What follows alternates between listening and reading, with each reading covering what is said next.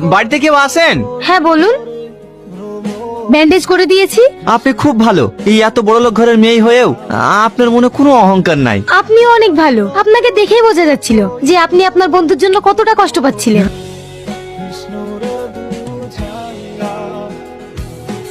ইশালা একটা অজানের বাড়িতে ব্যান্ডেজ চেতে কি তুই পাত পেতে বসে পড়েছিলি। আমি যে নাটক তুই খেলতে তুই আসতি কিনি, তোর ব্যাপারটা কি রে? সেরকম কিছু না ভাই, মেয়েটার ব্যবহার এত সুন্দর না, মেয়েটাকে আমার খুব ভালো লেগে গেছে। কি বললি? ভালো লেগেছে? এই কথা যদি তোর বাপ জানতে পারে না, তাহলে আমাদেরকে পোস্টমর্টম করে এই ব্যান্ডেজ জড়িয়ে বাড়ি পাঠিয়ে দেবে। চ বিল্ডিং এ চ।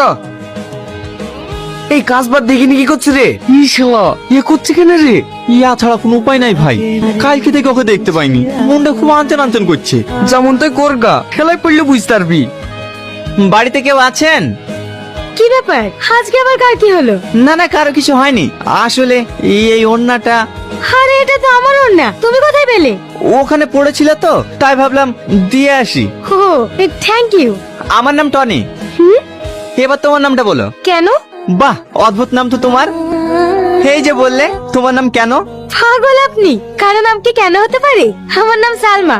এই টনি আয়, কাজ করতে হবে। আমাকে ডাকছে, আমি এখন আসি। হ্যাঁ।